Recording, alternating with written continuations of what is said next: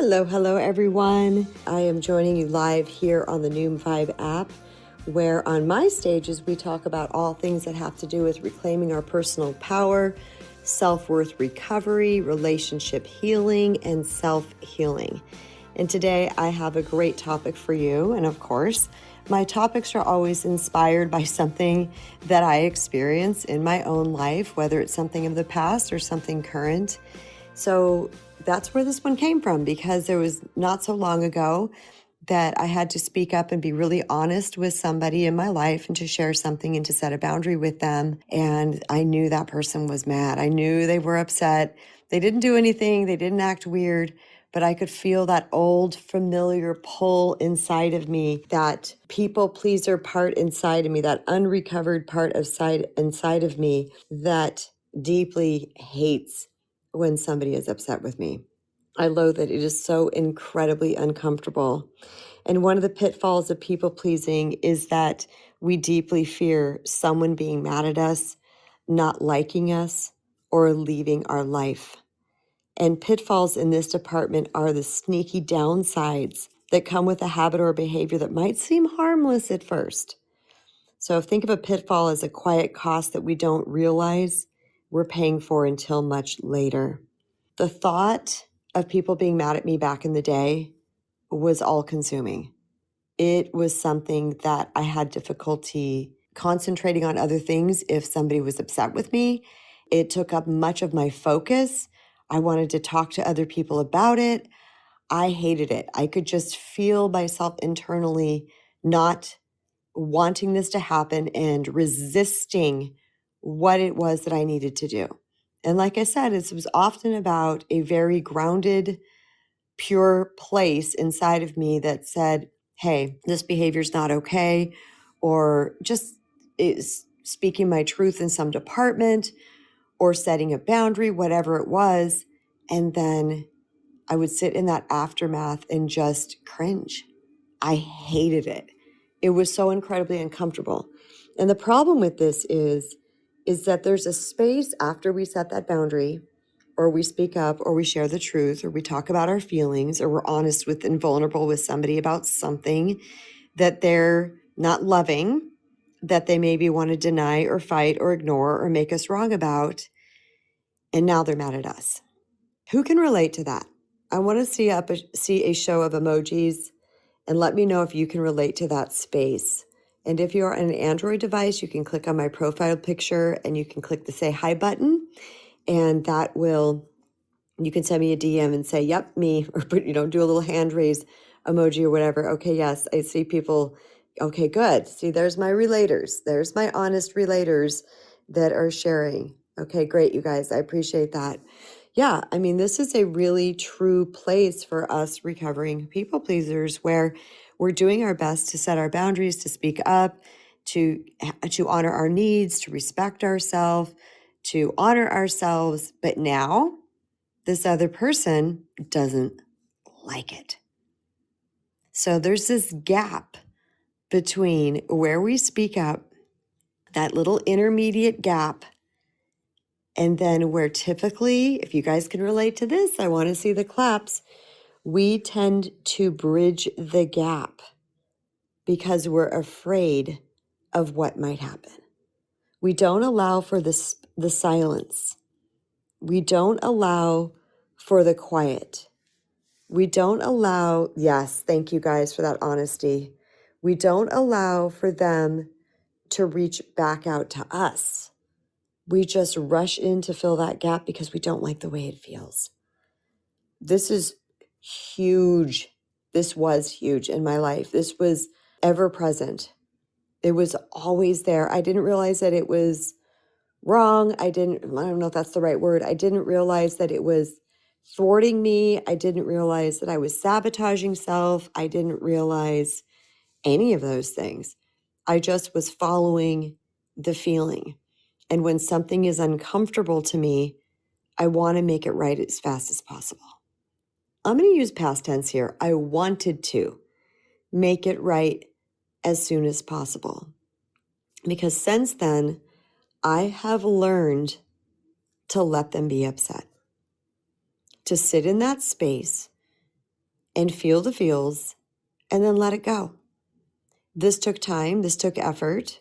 This took consistency on my behalf. This took me managing my mind. This took me first and foremost to recognize the feeling, to recognize that I always wanted to rush in and bridge that gap, because in that gap, just send up your claps if you relate. I know you guys do. We start to doubt ourselves. We start to think, oh, maybe I was too harsh. Maybe I was too honest. Maybe it was mean. We begin fearing and we begin overthinking. And then we begin imagining worst case scenarios. What if they don't ever get it? What if they hate me? What if we never get through this? What if the relationship ends? And God forbid, what if they talk behind my back? Oh, this was so huge for me. So oftentimes, because that gap is so incredibly uncomfortable, we tend to rush in to quote unquote make things right. But the problem is when we rush in and either apologize, because, the over apologizing that a lot of people pleasers do, we apologize for our truth or our boundary, or we may act like nothing is wrong, just reach out and say like, hey, want to go to a movie on Saturday? Or start making jokes or pretend the thing didn't happen. What we're truly saying, what our behavior is saying, is that what I said doesn't matter. My truth, my boundary, my experience of you, my feelings about your behavior, whatever it is, doesn't matter. We're not allowing for the gap between our words, our boundary, our truth, and them actually absorbing it, processing through that, and potentially understanding. Oftentimes, when we speak up, we set boundaries, we share our feelings with somebody else, there's this moment of the person getting defensive, denying, deflecting, turning it around on you, acting shocked, maybe calling you crazy, acting like what, you're ridiculous. There's just this moment. But we're pretty heightened in our own emotions. And it was often the emotion of anger and resentment. And what's another one? It's just being over it that would promote me to finally speak up. It took a lot. So that emotion would carry me for a little while, just a little while. I'd speak up, I'd say the thing. And this is not to hurt or to harm. This was because I was over the behavior. I was over being treated like whatever it was. So that anger made me strong at first. And I would say the thing and I would set the boundary. And then there would be the space, the gap. And in that gap, when my anger started to fade, I started to weaken. I started to question myself. I started to worry. I started to think that there's something really wrong here. And then I would back down. The problem is that I was cutting off the growth. I was thwarting the growth because that behavior was not allowing the other person to process through and reach necessary awarenesses or conclusions for the relationship to up level. Essentially, you guys, we catch them before they fall because it's so uncomfortable to us. Now, this is a natural phenomenon for recovering people pleasers or people who aren't even recovering yet. Truth, thank you for coming up. Hey, yeah, great topic, Kristen. I have kind of like a statement and a question, like wanting your opinion around it. So one thing that I find that I found especially really strong when I first started expressing boundaries and learning how to hold boundaries, being a people pleaser, it was very hard for me to even like get my boundary out there in the first place to tell people. So I found myself having to do it, especially when like the boundary was violated and I had to like say it over and over. My approach was not always appropriate. Sometimes it's like I said it like with too much anger or in a hurtful way, or even like very early on in an attacking way instead of a constructive way.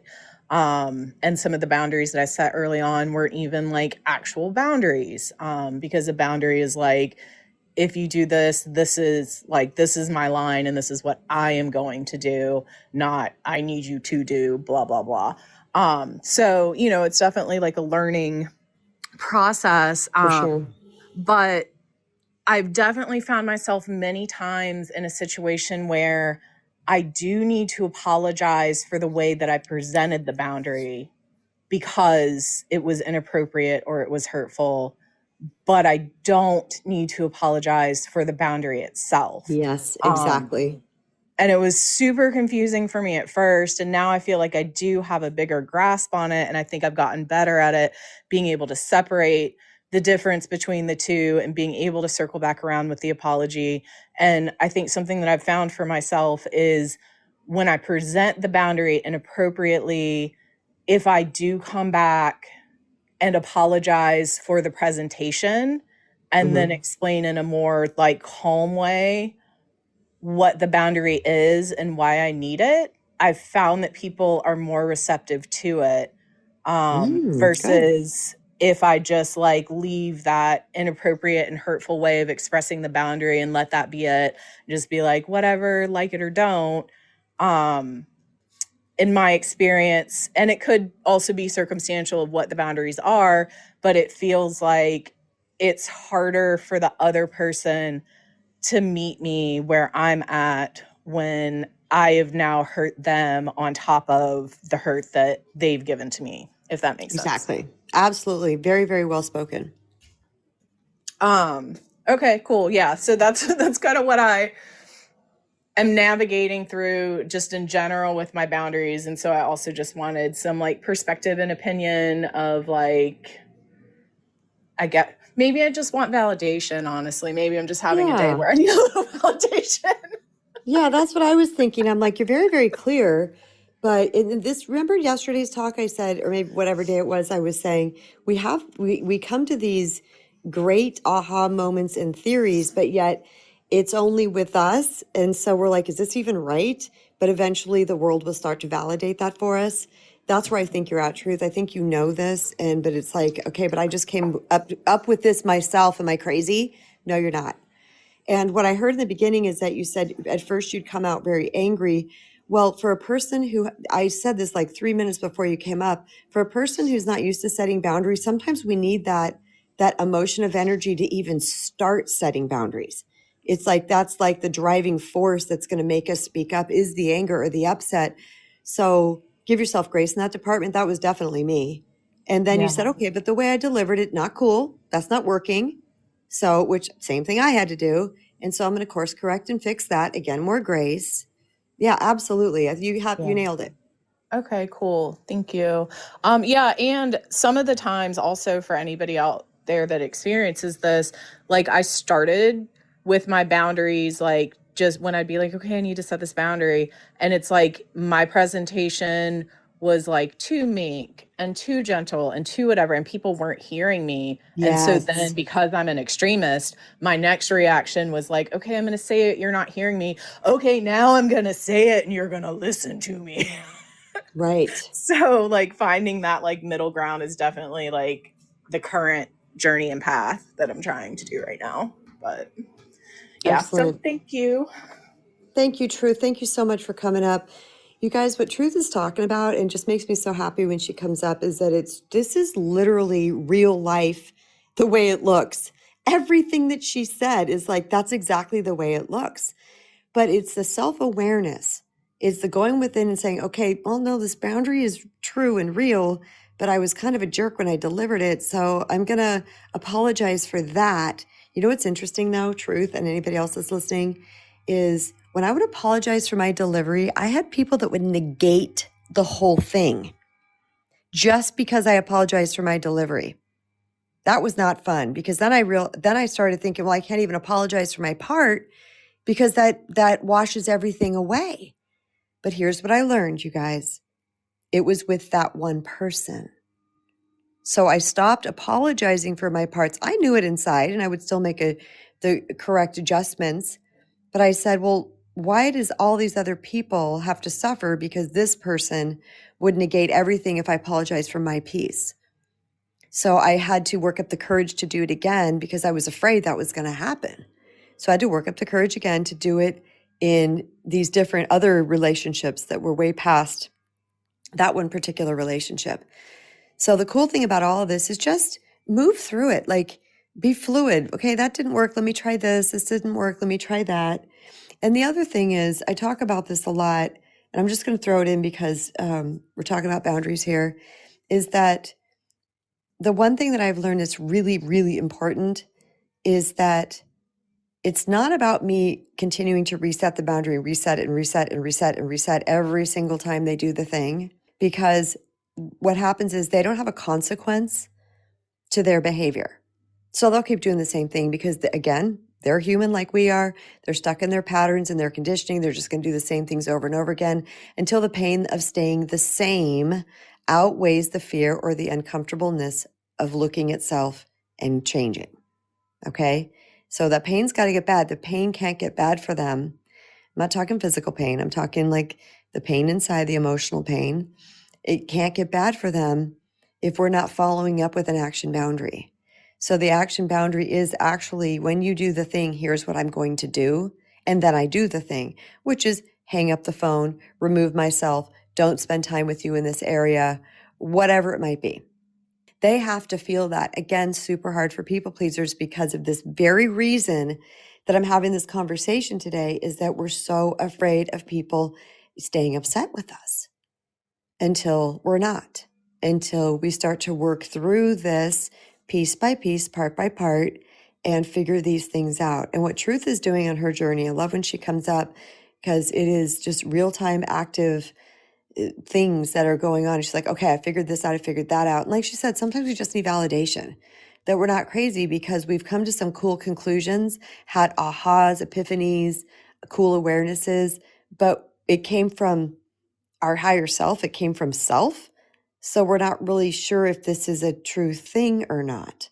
And we have to be careful as recovering people pleasers who we bring that information to, because if it's somebody who's trying to get their way with you, they're going to minimize it or put it down or say that you're wrong because they're over here in their hidden and often unconscious manipulation strategies trying to get their way with you and everybody else in their life.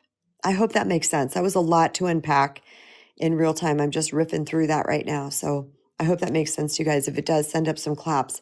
If anybody has a question about that, feel free to ask me. Thanks, guys. I think you did get it. Awesome. Yeah, so it's finding that middle ground. So the problem is that we reach in and we save them. Thanks, everyone. Thank you. The problem is that we reach in and we save them from ownership, truth, awareness, because we don't like being in that uncomfortable space.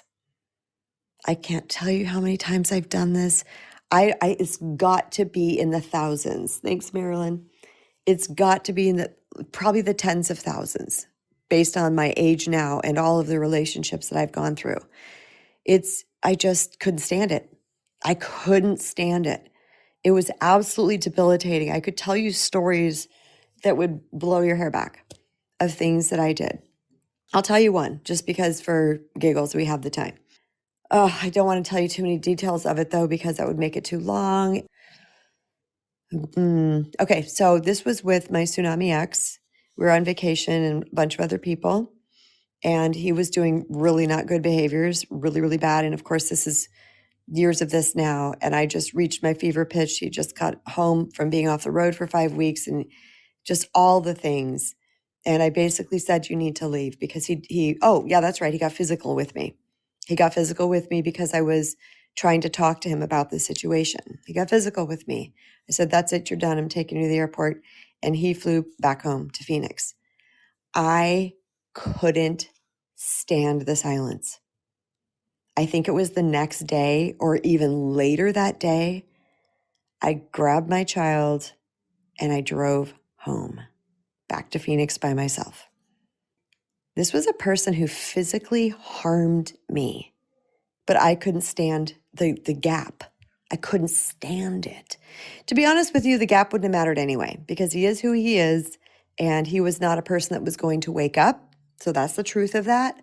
And maybe somehow inside of me, I knew that. And so I was just trying to smooth things over until that ultimate fracture actually happened.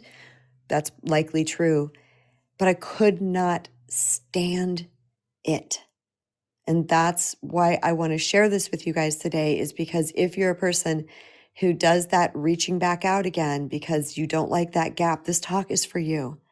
And I titled it, Let Them Be Upset With You, because let them be the space, let them, whatever it is that they need to do, let them, as our beloved Mel Robbins says, you have to take care of you first, period. That's it. This person physically harmed me and I ran after them. Ugh. And I'm not even cringing when I say that. I'm saying it with mind blown. My nervous system was so crazy, was so overwhelmed, was so whatever. And then you guys want to know what? I went home, I smoothed it over because we had a beach house on a beach house for a solid week. We'd paid for a solid week, thousands and thousands of dollars. We drove back. So can you imagine all this huge drama? I send him home on the airplane and then I rush after him and then I make nice, he makes nice, we smooth it and drive back. What on God's earth? This is where I came from, you guys. This is why I share these stories with you. So for you to know that if you're doing these type of things, you're not alone, you're not crazy, there's nothing wrong with you. You just haven't loved yourself and deemed yourself worthy yet. So after that whole relationship crashed and burned, and I said, single and celibate, not doing this anymore, got to figure this out. And what I did was I healed my self-worth. I started to love myself in the true sense of the word love, not just self-care, because people say, oh, self-care. That's a tenet of self-love, but it is not the whole thing. And when I started to do that work, this gnarly, strong foundation built underneath me. And so when I would set that boundary and speak up, I would stop reneging on it. I stopped chasing. I stopped running after. I had to remind myself a lot, no, this is not okay. You're not going to go run after this person. You're not going to try to make nice, because I had the self-worth foundation. I did not have that before.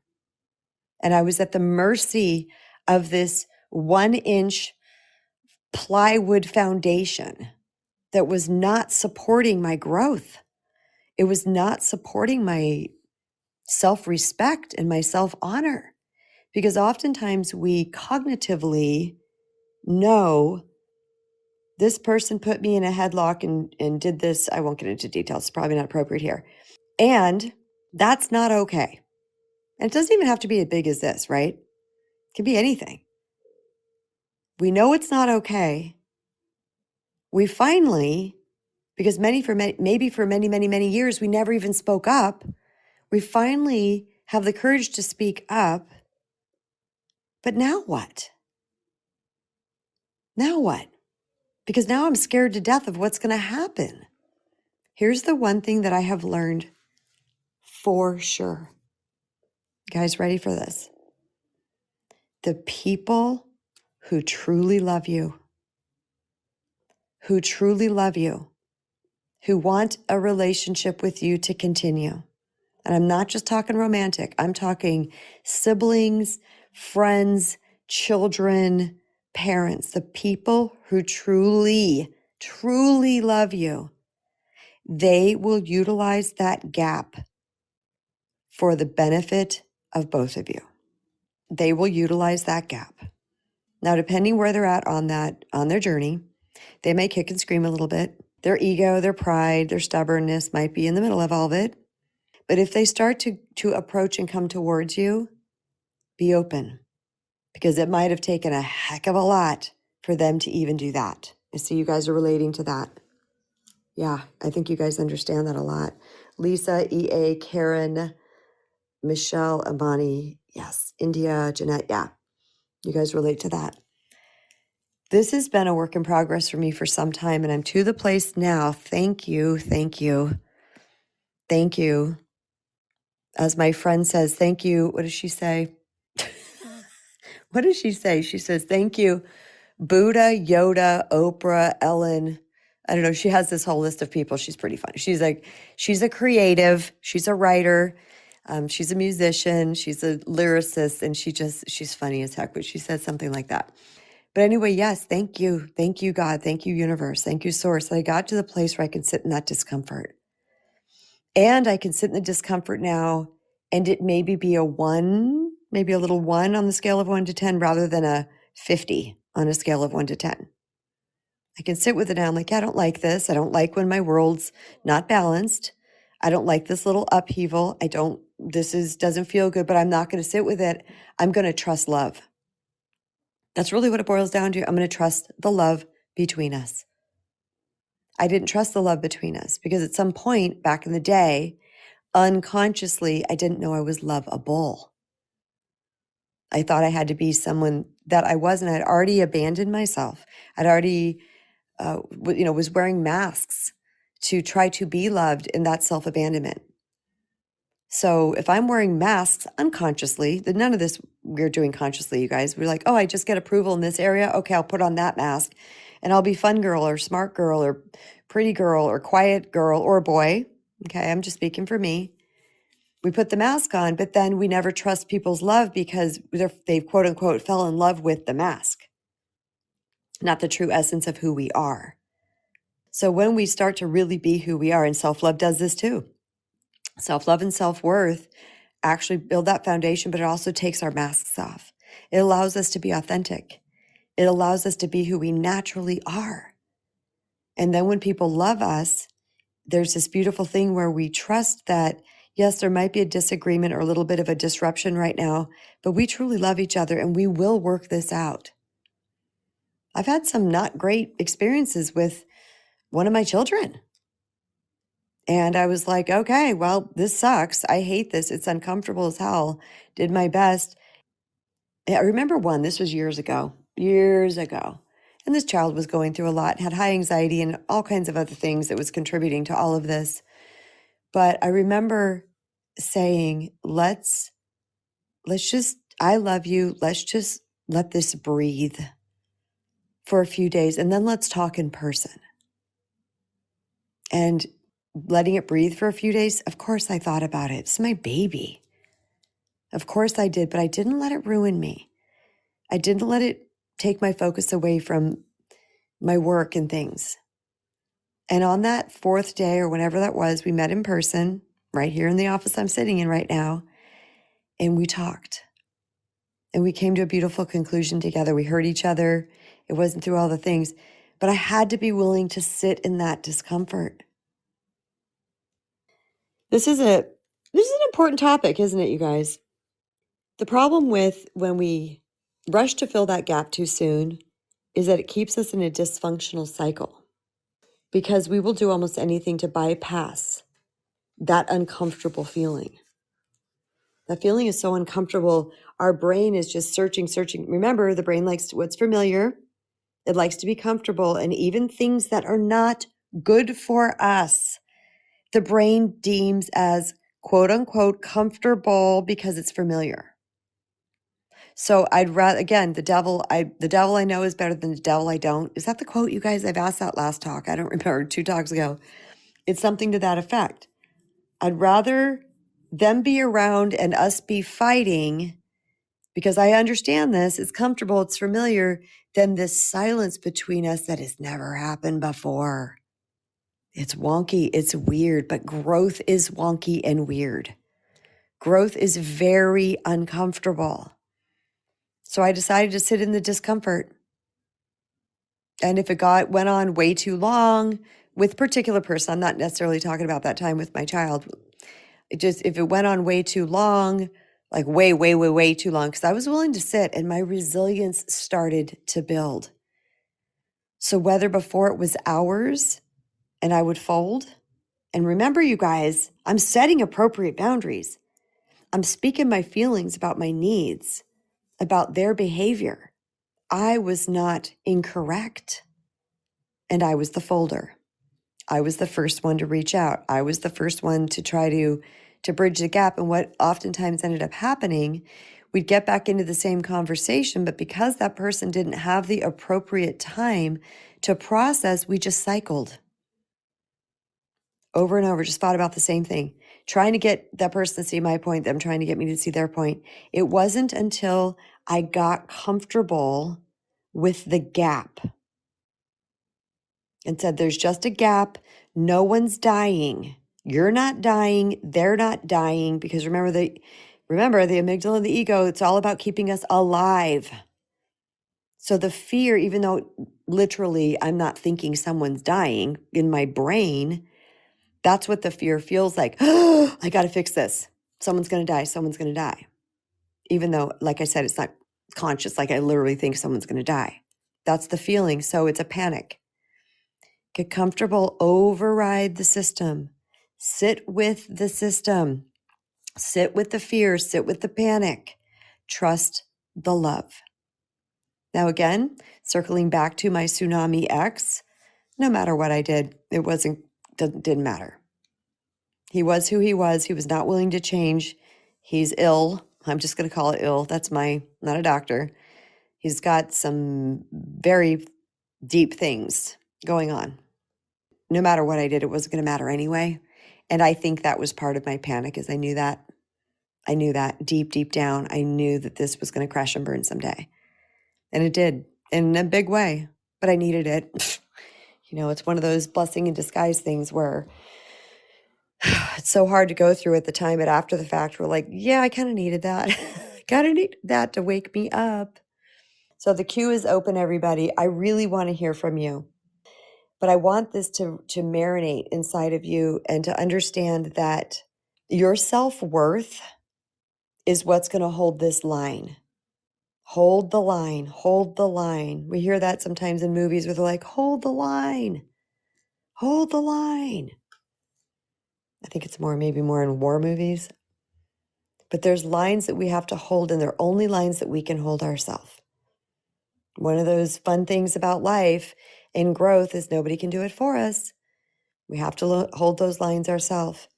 This is one of the main reasons, not letting people be upset of you, but being able to set boundaries and to hold boundaries, and is one of the main reasons why I wrote my book, The Recovering People Pleaser, a spiritual guide to reclaim your true worth and attract the love you deserve. I wrote that book because this is not new news. We're all experiencing the same things. That's why Truth popped right up and started sharing about, I related to everything she was saying. I'm sure you guys did too, that are in this, arena with this type of thing. And I wrote that book because I wanted to get to the heart of the matter of people pleasing. And that is reclaiming your true worth and personal power. When we start to heal our inner world, our outer world naturally and organically changes with it. It can't not, because the program, the system that we are functioning from has been up-leveled. So our behavior then is going to be more supportive of us because now we know our worth. And so as I continue to know my worth and grow my worth and heal my wounds and all these things, I got stronger and stronger and stronger. But stronger didn't mean aggressive, guys. Stronger didn't mean aggressive. I got actually less aggressive. It's again, another one of the paradoxes on the journey. You just get firmer. You get more solid, but not in a jerk or stubborn type of way.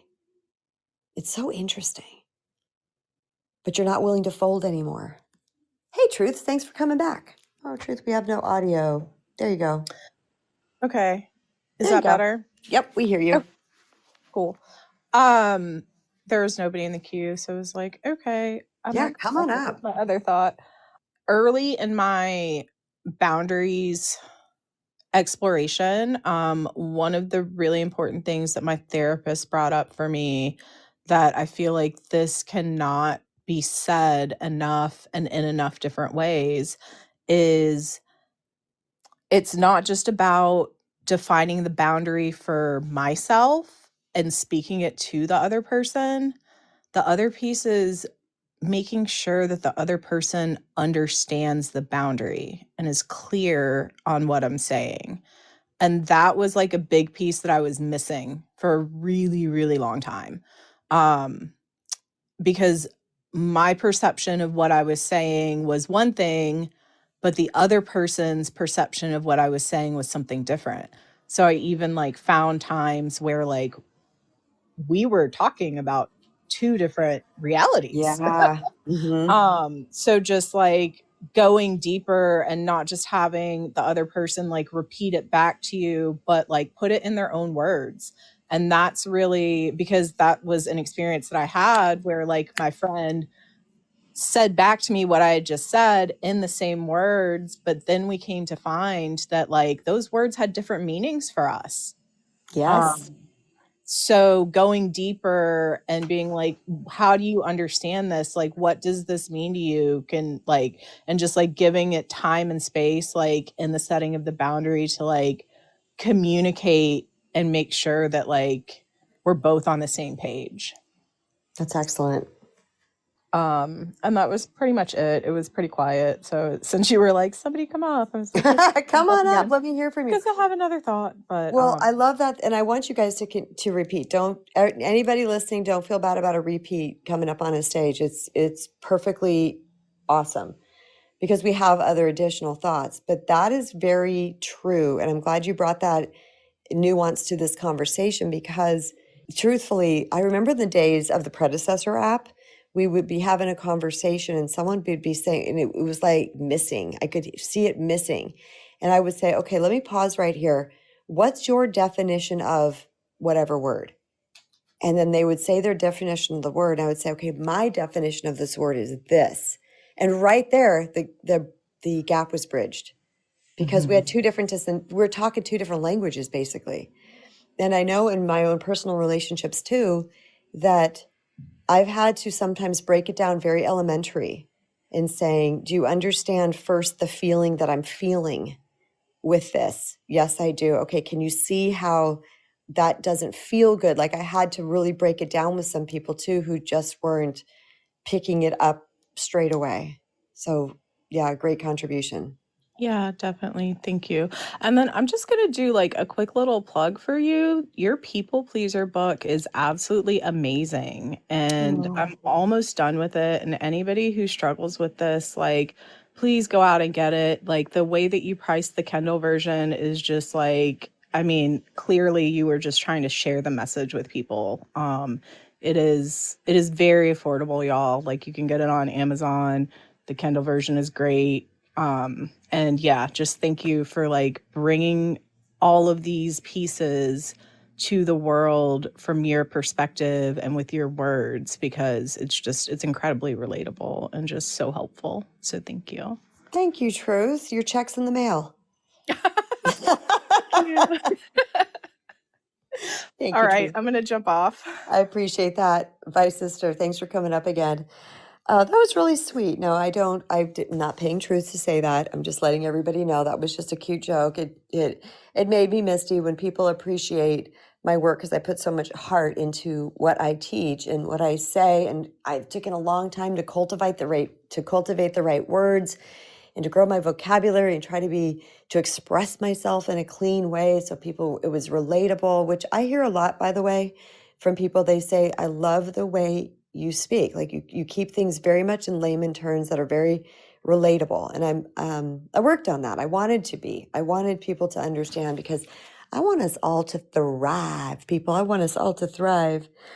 Thank you so much, Truth. I appreciate that. In the regards to setting boundaries and whatnot, we always have to be careful that we are holding up our side of the street.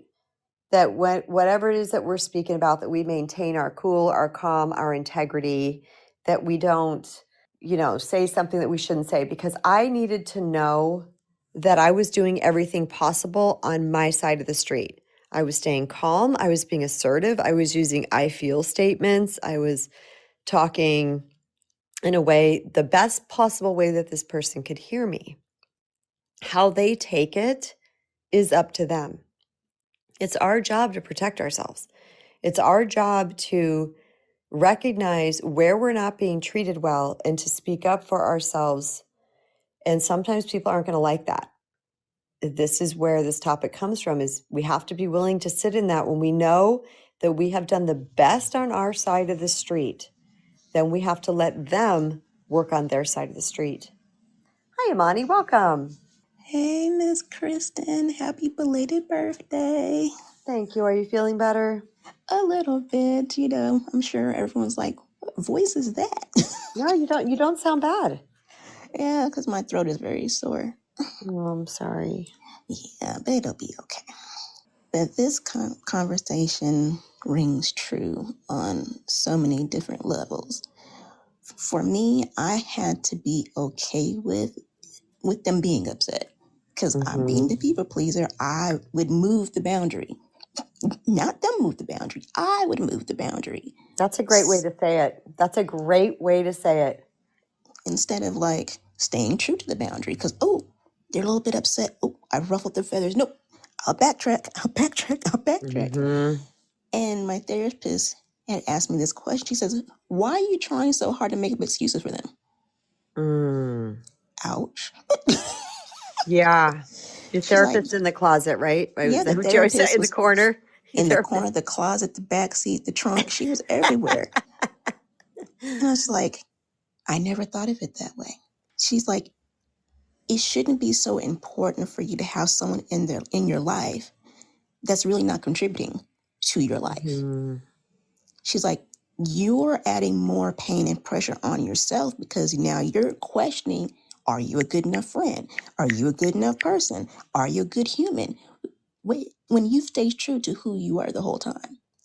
But because you were uncomfortable being alone, not isolated, alone, you will go ahead and take whatever they give you and just keep replicating it. But once you take time to be okay with being alone, you realize who really is for you and who's against you. True. And in this last year, that has been very profound of, okay, who's for me and who's against me? And even if they're against me, I'm like, that's okay because you're human. You're living a similar life. Life is life, and it's throwing you hard knocks like it's throwing me hard knocks. It's just you can't stay in the same position of my life because of it. I need ... And I have to be okay with, if they don't meet that, it's not a bad thing. I just know what I need. I know what I deserve. I know what I want. And for me, it's not to just be tolerated. And that's what my relationships felt like over these. Like, they're just tolerating me. Yeah. Until they need something from me. But if I'm needing it, nope, they exit stage right. They would always, and to me, it's like any relationship we have, it's a give and take. It shouldn't be 90% one person, 10% the other. You should have some give and take. You should be growing from each other. You should have understanding of each other. You should know where they are, but then you also want to grow them to their greater with them. You're going to be the cheerleader for them too. You're going to want to see them do good things, but also you're deserving of other people wanting the same for you too. Absolutely. And if they're not, it's okay to say, I understand you're at capacity, but this is what I need in this stage of my life right now. It doesn't make that person any less. And I used to look at that like that too. And the biggest other lesson I had to learn was I had to stop putting unrealistic expectations on myself and others that they didn't know they had to meet. Because that ended up causing more pain for me. Because no one knows the bar. I don't even know my own bar that I've created. Take the bar down. Just take the bar down. Have those crucial conversations that, at the moment they might feel like they're heavy, but they're necessary. Because like Truth said, each side needs to have an understanding of what the other one needs right at that moment. And if they don't feel or see or understand where you're at, again, that causes more frustration on your part. So it's always good to, one, create the boundary, two, make sure it's a healthy, safe boundary, but you got to stick to the boundary. Because you are showing everyone else how to treat you by how you treat yourself. So if they see you constantly compromising your boundary, they're like, well, I compromise your boundary too, because you're not even staying true to your own boundary. Mm-hmm. It's okay to be alone. Because I know for me, I'm learning more about myself being alone than trying to stay busy in everyone else's life and their perception of me. Mm-hmm. I love you guys. Love you, Amani. Feel better. Hope your throat feels better soon. Oh, yes. So much of all of that. Like Amani said, she can say to the people, I realize you're at capacity. And you know what I wrote down? Or you're incapable at this moment. And if somebody is incapable at this moment of treating me with respect, kindness, love, whatever it might be, then they can take their little incapable selves over there. And they can just stay over there until they decide that they're going to be capable of treating me that way. But again, it's the foundation.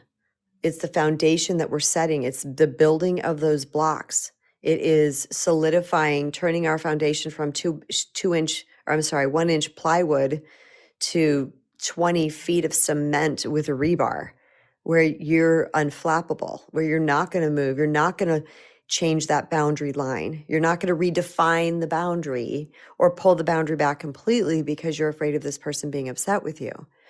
I truly hope in this conversation today that you're feeling validated on some respect, because you don't beat yourself up if you're recognizing this. Don't feel ashamed if you're recognizing this. You guys heard my story.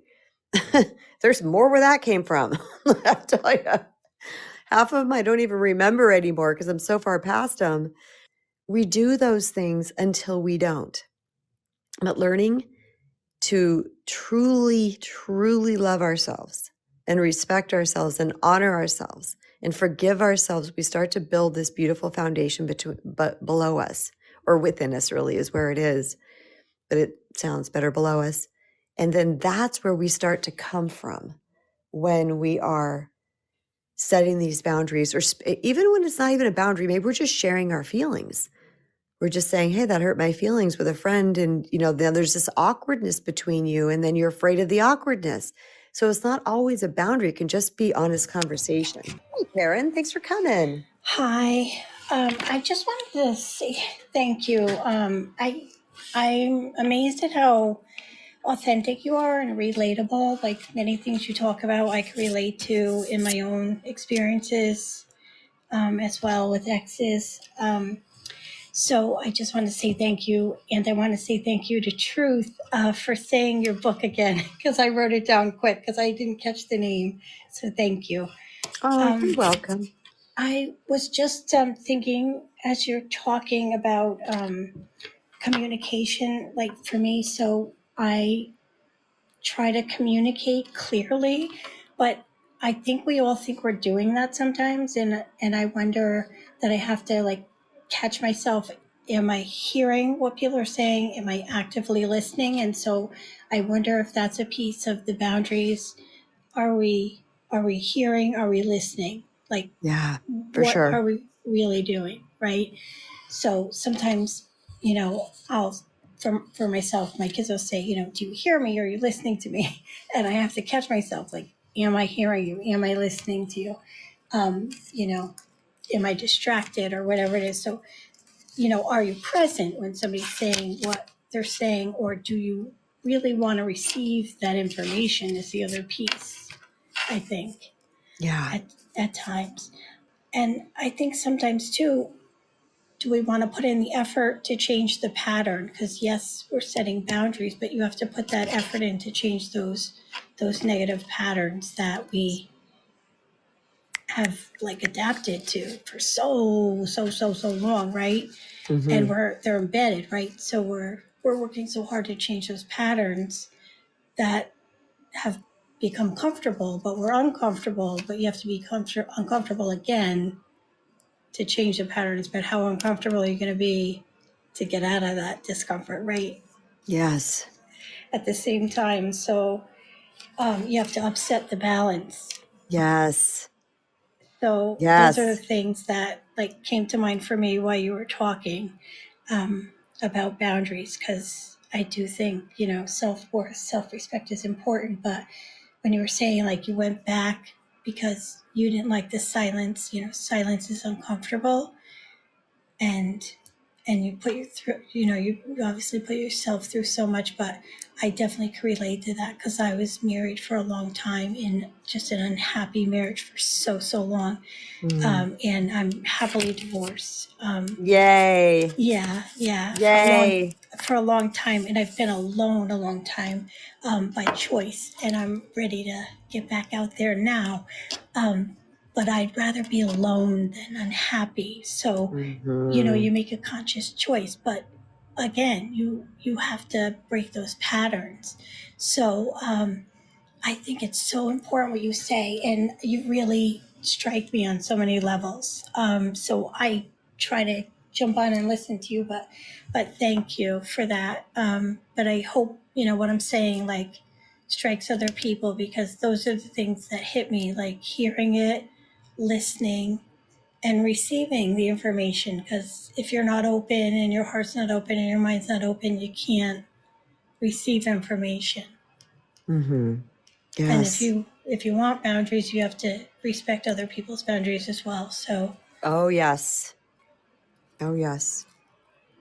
Thank you for that, Karen. That was an excellent share. thank you. Thanks for having me. You're welcome. I appreciate you. Karen, the name of the book is The Recovering People Pleaser, and there is a link to it on my link tree. If you click on my profile picture, that takes you to my profile, and then it'll say my link tree. If you click on that, the Amazon link is on my link tree. But if you have, it also is on 40,000 other book selling sites. So if you have one that's your favorite, Okay. you can find it there too. That's what Okay, great. Thank you. Thanks, Karen. You're welcome. I'll be back. Thank Okay. you. Thank you. I appreciate you. That's Thanks. what the both times that my first book and my second book, when I had them published, that's what they said. They're like, there's some 40,000 book selling sites. I was like, okay. So I think it just generally shoots out somehow, and I think it's print to order. I think that's what they do now. But the Amazon's the quick one. And also, I just want to make another birthday request, since it's the day after my birthday. I would really appreciate if any of you who have read my book or reading it now and feel called to do so, to jump over to that same link, use that same link, and leave me a 5-star rating and review. The amount of reviews I have over there compared to the amount of books that have been sold is very lopsided. So I would love if you guys jumped over there. I don't even think you have to use your real name if you don't want to. You just type in a name, but that would be really great. I'd really appreciate that. Use the same link that's on my link tree, and somewhere on there it'll say review or write review. I think it says write review, something like that. Anyway, you might have to click, on the reviews, the stars first, the review section first, and then that'll take you to another page, and then there should be something on there. I can't remember how everything works for every site. It's just too much technology. I do super appreciate, though, Karen coming up and saying she relates. And that's why I tell these stories, is because I know people will relate, because really we're all, like I said, we're all doing a lot of the same stuff, you guys. It's just the way of the brain, the way we're wired, the way that we see certain particular situations in our life, which is why I can bring a topic like this, let them be upset with you, and it's going to relate to so many people, because it's part of life. It's a natural and normal part of life that we're going to have these disagreements. And we talked a lot about boundaries today, but this would just be just uncomfortable things. Like, I was at the gym the other day. This was nothing big deal, and I don't even know if the person thought it was a big deal. But one of my gym friends just wants to talk about politics, and I don't talk polys with people. I just don't. Like, there's so many other amazing things that I can focus on in my life than politics. But he was coming at me and telling me all these things, and he was like getting fired up, and he was getting really intense about it. And I said, you know what? I just don't believe everything that I hear. I just use discernment. Anyway, I was very neutral, very smile on my face, very placid, very calm, very whatever. But I couldn't wait to get away from him. I didn't want to hear it anymore. And so he could probably tell on some level, because energy, we read each other, and I slowly just was backing away while he was continuing to go. And then I hadn't seen him for a couple of days. And I thought to myself, remember, recovering people pleaser, oh, is he mad at me? Is it obvious that I didn't like that? Or do I need to tell him that I'm not going to talk about politics anymore with him? Or just, no, please don't bring up politics to me, or that's a topic that's off. I thought about all of this, and there was this little uncomfortable feeling inside of me. And then I said, who cares? So if he's mad at me, if I didn't agree with him, because I was pushing back a little bit, because he is one of those person that believes every single thing that he hears. And I was kind of pushing back a little bit and saying, just open your mind a little bit. You might be surprised, but you find out. And he was getting more intense and more intense. And I was like, okay. So there was that part of me that questioned this. I'm like, And then I said, it will be what it will be. And then the next time I saw him at the gym, he's a silly little man. He comes and finds me and he's like, what are you doing? How was your birthday? And, everything was fine. I had to sit in the discomfort, the awkwardness. I was just like, I don't know about this. I don't know about this because it feels weird to me. So this is what I'm saying to you guys is that just because it's awkward and uncomfortable, just because you don't know the ending yet or how this is going to go or how they're going to process through it, doesn't mean it's wrong. Let them be upset with you. Let them take some time. Let it be quiet. If you truly spoke up about something that means something to you, it is your truth. It is your feelings. It is your experience of this person. It is your boundary that you need to set to protect yourself. You are not wrong. And like Karen said, not sometimes, I say all the time, it's better to be alone than in bad company. And sometimes that company is, quote, bad with the people we love the most, but just momentarily. So allowing that space, allowing those days to pass by, I've noticed that 3 is a very good number.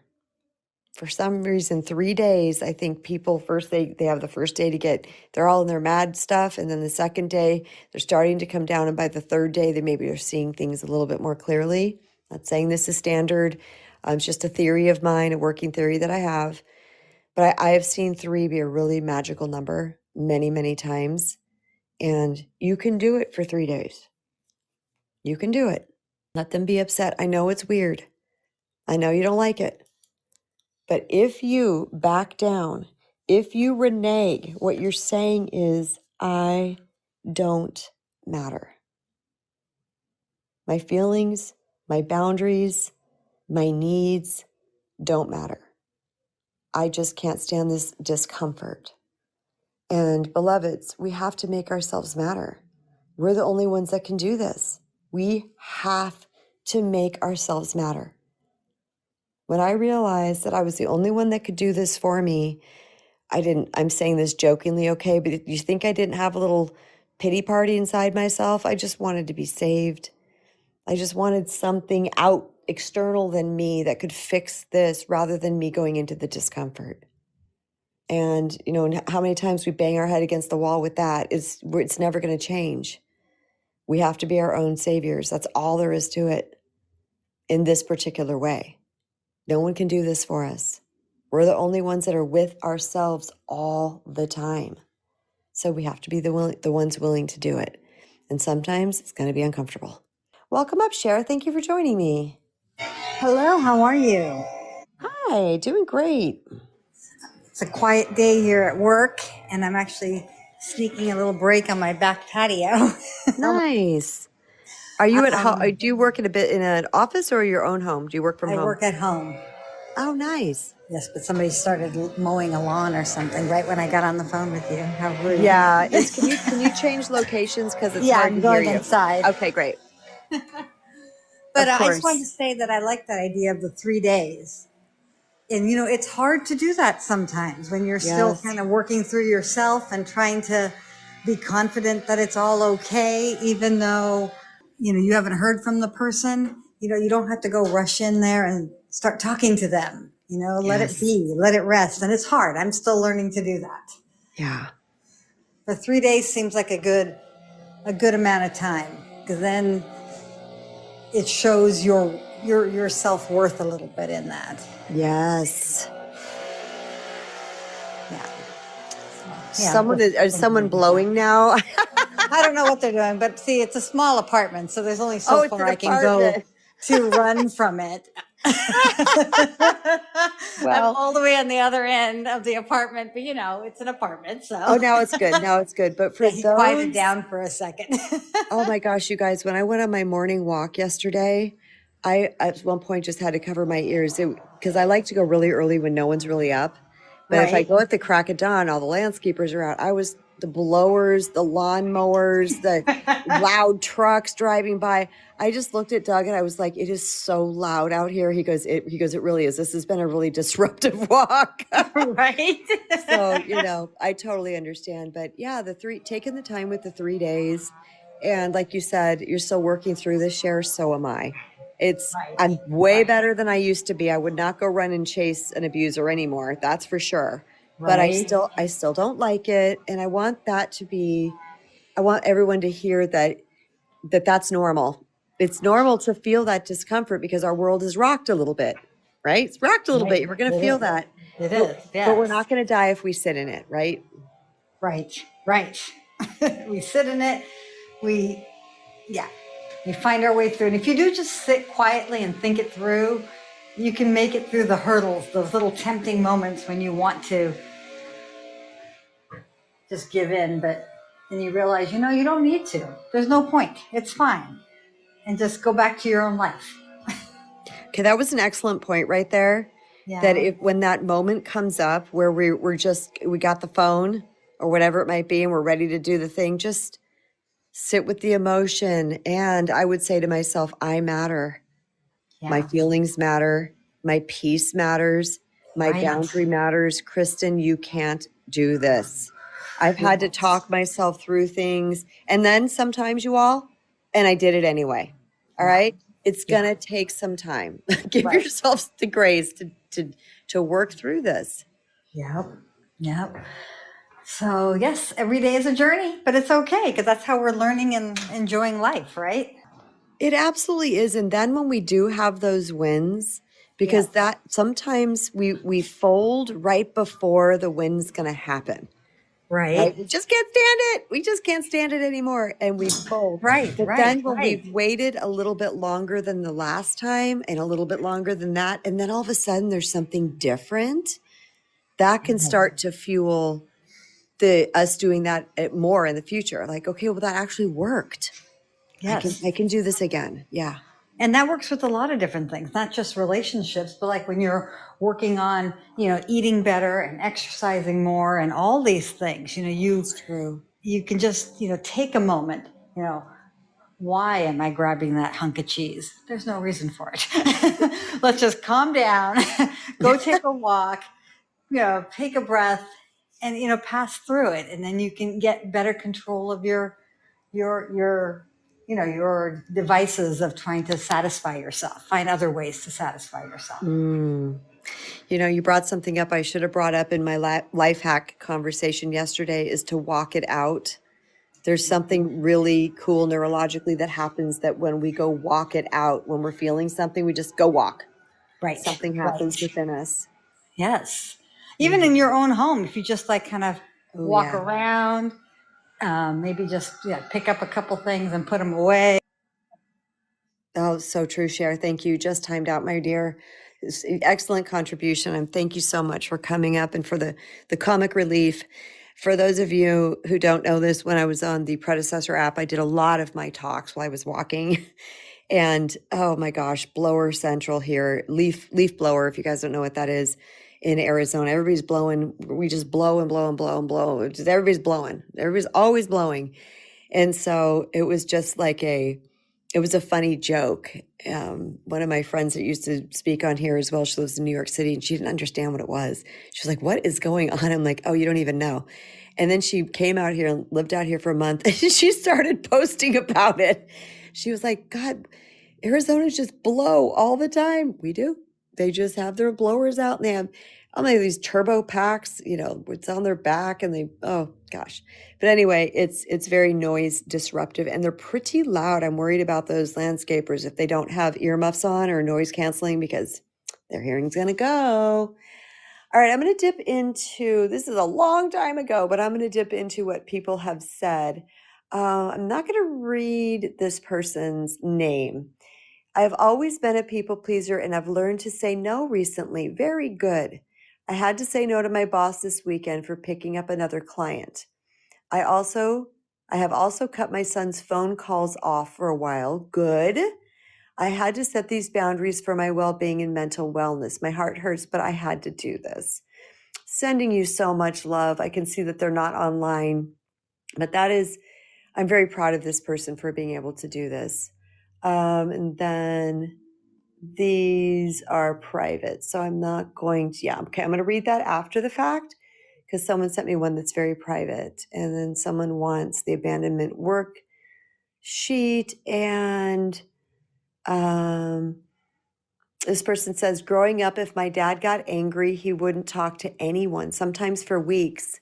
And we all crept around the house to not upset him. As an adult, I can't stand if someone won't talk to me if we're at odds. I go crazy internally. I'm getting much better, but it is still really uncomfortable, the silence. I understand 100%. I get that. That's rooted in trauma. So that's another piece of this equation that we can bring up is that was a very traumatic experience for this person, what their father did. So when that happens to them, that's actually an abandonment wound. What, by the way, that's abandonment. That's emotional abandonment. So that gap of space, oh, I'm so glad I read that. That gap of space can feel like abandonment over and over again. And we can be triggered in that space. And we can heal in that space though, too. So please know, oh, okay, I see the other person that I was reading their message says, I am here. Okay. It says now it says online. Okay. That must have been a weird glitch, but thank you for your back channel message. I appreciate both of you. I love when you guys speak out because it really helps people understand that they're not alone. And now we have my little sister, Rachel. Hi, Rachel. Hi. Oh my goodness. That letting them be annoyed or angry or whatever, Mm-hmm. being a recovering people pleaser myself, that just made me it stressed me out. I'm surprised I didn't lose hair over worrying about, well, if I do this, then this one's going to be annoyed. If I do, now I'm just like, you know what? You have the same pants, as my granny used to say, you have the same pants to get glad in. To get what? Glad in. What does that mean? Means if you can get mad in those pants, you can get glad in them too. Oh, Granny. I love that, Granny. But she used to say that. She's like, you know what? They got their nose out of joint, but they have the same pants to get glad in. So I'm like, wow. You were smart. That's some serious wisdom right there. It is. I'm like, if only I listened to that back then. Mm-hmm. Because it used to drive me crazy to the point I would sacrifice what I wanted to do and base it around everybody else because I didn't want anybody upset. Mm-hmm. And finally, I'm like, you know what? If it's my day or it's my thing, I'm going to do it my way. And you can come or you don't have to. And if you get upset, I'm sorry, but as they say, you can please some of the people all the time and all the people some of the time. Mm-hmm. But you can't please all the people all the time. Yeah. So please yourself first. Yes. Take care of yourself first. Honor yourself. Respect yourself. Exactly. And I've also learned some of the people you can't please any of the time. That's true too. And now I'm learning, if they grow with you, like you said, they'll get over it in a couple days. Mm-hmm. Hopefully. Most of the time they do if they love you. If they don't, are you really that bad off without them? I know. It's a good point. There's my other thing I learned is if they stay mad about something and half of it's trivial, were you really that good with them? And are you really that bad without them? Huge. And those are some of the lessons I've learned over the last couple years because I was so worried. Now it's kind of like, am I really going to put everybody else ahead of me and just push me down? And like, I've had enough of that. Why am I doing it to myself? Mm-hmm. As a very wise woman, Wandering Fool said, if you have to be the villain, then ooga booga. Where has she been? I haven't heard her in a I while. don't know. I miss her. Yeah, I might reach out to her and say, "Girl, where are you?" She's probably just busy working. She works out late night. Just been Yep. missing my talks, Oh, probably. goodness. I cannot do the shift she does I and know. function during the daytime. I'd just be like talking out of my head. Oh, I know. So, Rachel, because I've watched your transformation, many of us have. Where do you think you found the courage or the strength? Like, where did you finally start to go, you know what? I got to stop spending so much time worrying about them and focus more on me. Part of it was when I hit that really crappy year. Mm. Some of them just were like, oh, well, let me know when you're better so we can hang out then. Ew. Kind of like they didn't come around. They didn't want to deal with pulling me out of the muck after I've done it for them. And it's kind of like, you know what? Like a little wake-up call. And it was a wake-up call. Kind of like, okay, you've been there with me through some stuff, but I really need my support system right now, and you're MIA. Let me ask you this too, because some of this had to do with a crappy ex, right? Like a poor behavior. It was a crappy guy, yeah. Right. So then, see, this is what happened to me. My tolerance, I was so, gosh, I don't even know the word. You can come back, Rachel. You're going to time out in 18 seconds. But let me try to unpack this real time here. My tolerance, I don't know, it's not the right word. My nervous system, I guess, was so shot that dealing with, I guess my tolerance decreased for the crap of the other people. Does that make sense? I'm curious if Rachel had that same experience, because was dealing so long and so hard in this other area that my body knew I just needed love and marshmallows and support. And when that wasn't coming, it was like, because I had lost tolerance dealing with this other person, that kind of filtered over to you guys who don't care at all. Does that make sense? Am I unpacking this correctly, you guys? Yes, Okay. I think you are. Okay. Because I completely understand it, because even now I've noticed my tolerance for some of this stuff is like, no, I'm just done with it. That's what I was going to say.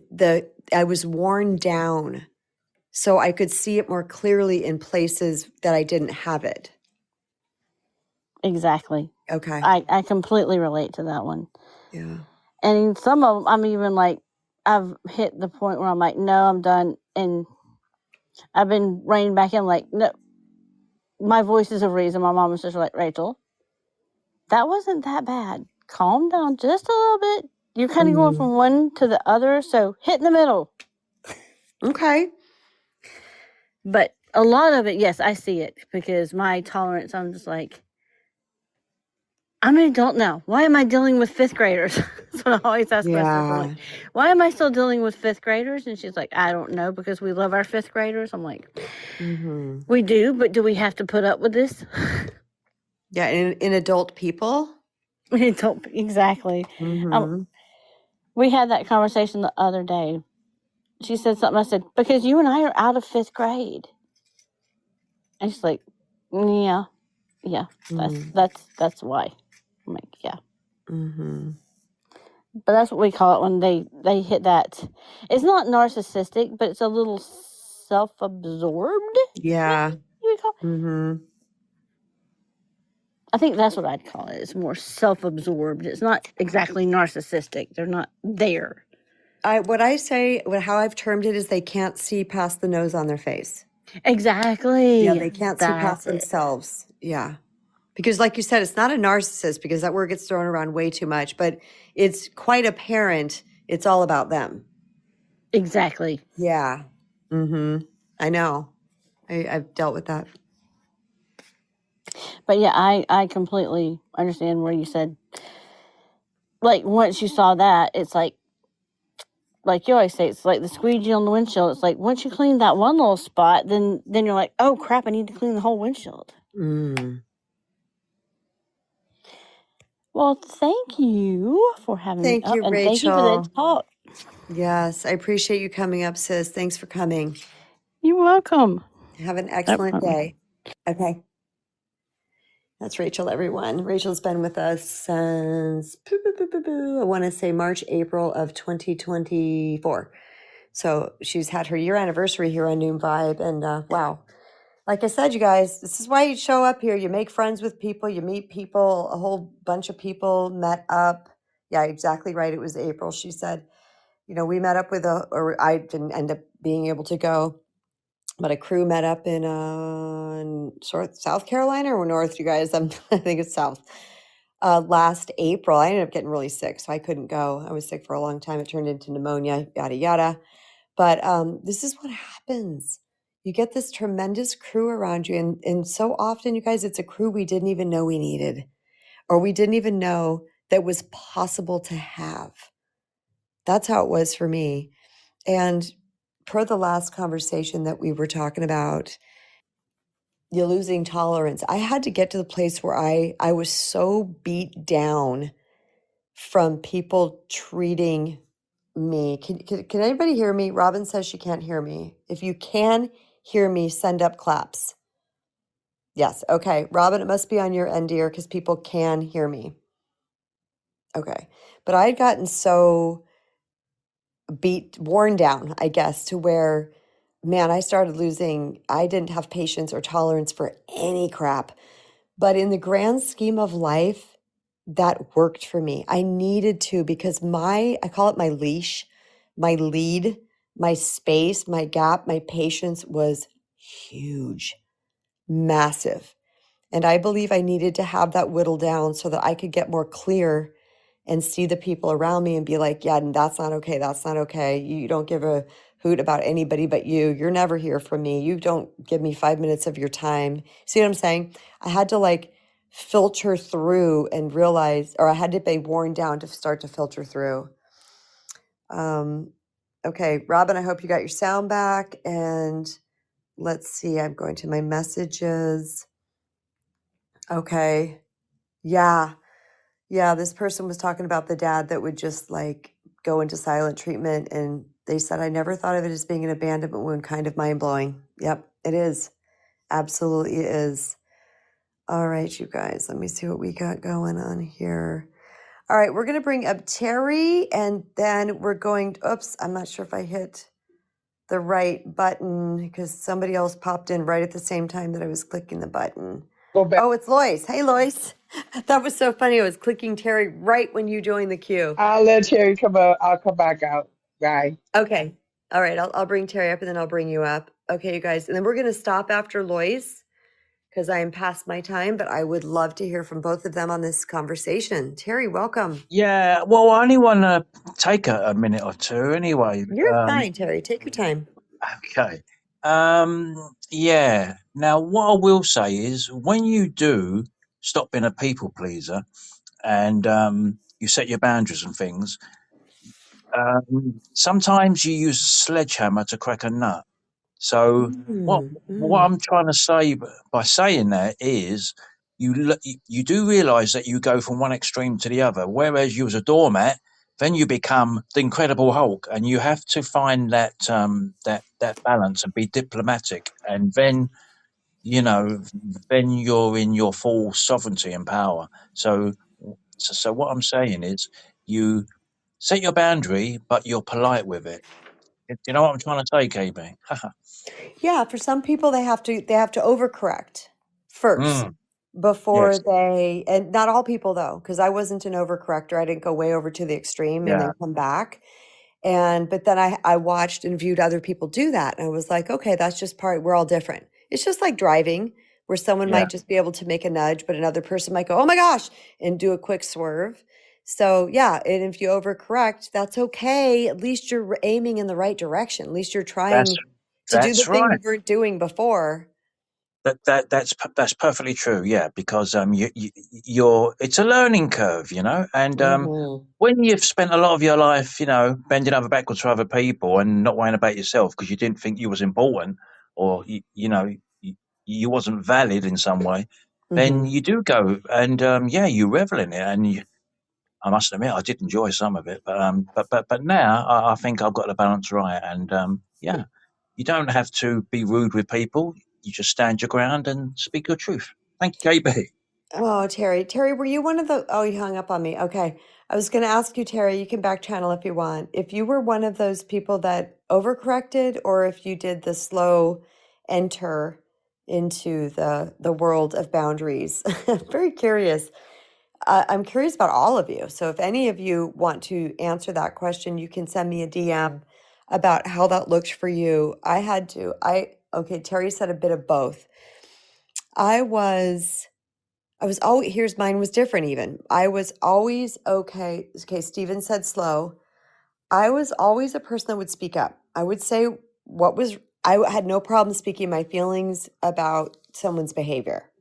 That was never a problem. I didn't know about really true actual boundaries back then and what they looked like and what they meant.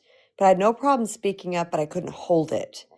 So it wasn't the actual speaking up about it. And the holding of it for me, that was definitely a slow improvement. And that was like micro step improvement because holding them was hard for me. That was where the fear came up for me. So that's how it looked for me. I'm curious about you guys. So feel free to answer that question if you want. Now we have my sister Lois coming in. Hey, thank you. I'm glad I didn't miss you. I'm like, oh my God, I've been doing this so long. I'm listen, but good. I got in on the bottom end of it. But Yeah. disappointing people or people getting upset with you, conflict. Oh shoot, that's just human. You Yes. get used to it. Yeah. This happens in any relationship, even in the best relationship. Somebody's gonna get upset or disappointed or be misunderstood. And you normalize this, it doesn't affect you as much. And then the other thing is everybody's going to have a reaction. My reaction ain't your reaction, and your reaction ain't my reaction. Everybody's going to respond to based on their internal belief systems. Okay, so they might paint me as the villain when I'm actually thinking I'm the hero. Mm-hmm. Okay, and somebody might get upset, and then we can't control nobody else's feelings. So why worry about? Oh, I'm going to upset them. Me and Cece was talking about this the other day. Or they get upset, they get upset. That ain't on us. Mm-hmm. We have to express what's going on inside of us. And I was like you. The boundaries was really hard because I was so forgiving and erasing. I had to forgive and erase it and erase it. I Yeah. do to Yep. do that, but I would forgive and erase it. Now I can forgive and erase it. There's no problem. But I would forgive and erase it, and I wouldn't forget all about they did something until they do something else.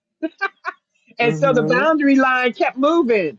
And the more I moved the boundaries, the more they ran over. And when I said no here and no further, of course, they doubled down and got angry and wanted to holler and scream and get 2 inches from my face and try to intimidate me. But you can't do that. I don't upset easily. Just like I have a lot of patience. I have a lot of patience. Sometimes, and I say that sometimes too much so with certain people. So it's about knowing yourself and recognizing who you're dealing with. You can't have the same amount of patience with one person as you do with another. Okay. One person, you may need to give them a whole lot because they just ain't getting it.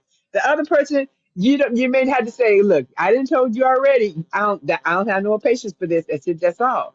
And I know this being upset with somebody sparks my growth because it makes me dig deep. It makes me say, okay, why is this bothering me? What is this? My boundaries? Is this the childhood wound? Is whatever? And I know that the discomfort is only temporary. Okay, Mm-hmm. and it's the Mm-hmm. doorway to me walking into a healthier, more authentic connection and self. Okay, and the last part other people getting angry with you is a sign of you self-respecting. Okay. I mean, I say Okay, self-respect. let's pause right there. Okay. You guys, did you just hear what she says? Other people getting mad at you means you're doing the right thing Yes, in this yes. in this department. Yeah. Yeah, because in this way, it's because you're acting in alignment with your truth, with your values, Yes. with your boundaries, and not everybody's going to agree with your truth, your boundaries, and your values. Okay, and if somebody comes upset, that's their process. Because if I get upset, you said something, and Kristen, and I got upset with you, I'm not upset with you. I'm upset by what you said because you triggered something in me, and maybe I Mm-hmm. didn't wasn't ready to feel that crap yet. Okay, Mm-hmm. but I'm brave now. Whether I'm ready to feel it or not, I allow myself to feel it. Okay, but when you stand calmly in your own integrity while allowing other people to have their own emotions, this is self-respect for you because you're saying I respect myself enough to stand up for what I believe in. Now, if they don't like it, that's on them. I can't control what somebody else likes or dislikes about me. I really can't. I really, really can't. No, And we I've can't. tried for years. Oh my God, that's what the people Decades. pleasing was. That girl, Decades. that's what the people pleasing was about. Trying to make sure I didn't step on nobody's feet. Trying to make sure nobody Yep. felt hurt by what I did. Trying to make sure nobody didn't understand. You know what I'm saying? So it's like I I got to the do. place where some people were intent on misunderstanding me. Okay, because they weren't in a mindset to even hear the truth or see the truth. And I keep thinking I was one of the people who believe that just because I got it, everybody got it. Yep. That was an assumption, and I realized that I assumed. I made an ass out of myself when I assumed that they thought like I did, that everybody played by the same rules. Yes. Thank you, Lois. Thank you so much. I would have you back up, but sister, I'm 20 minutes over time, and I have two things that I need to do that are on a time thing. But I love you, Lois. Thank you so much. Thank you. Thank you. Let me get some back channel messages though. Jeanette said, when I learned that I could set boundaries, I went for it. My boundaries were solid. Some of those boundaries are still cemented between me and them today after many years. Good job. Now my boundaries are more fluid. They are, after all, mine, and I can move them as I please. I build my boundaries to keep my peace. So beautifully said. That was like an excerpt out of a book. That's how beautifully said that was. Big shout out and thank you to Truth Times 2 for coming up. Amani, Karen. Karen's new and she's coming up 2 days in a row. I love it. Cher, Rachel, Terry, and Lois. You guys completely rock. I appreciate you coming in and sharing your thoughts and perspective on this conversation. It makes them so well-rounded. No stone is unturned. You guys remember things that I don't remember. You share your own personal experiences that people can relate to, and it makes I just love it. I love it, love it, love it. I hope you guys love it as equally. Okay, so if you are interested in the Recovering People Pleaser that helps you reset your foundation of self-worth, again, the title for those writing it down, The Recovering People Pleaser, a spiritual guide to reclaim your true worth and attract the love you deserve. You can click my profile picture right here, go to my link tree, and you will see it on there. That's the Amazon link. Again, it's on 40,000 other book selling sites. For those of you who might be listening to this on a podcast episode on YouTube or another major podcasting platform, the link will be in the description.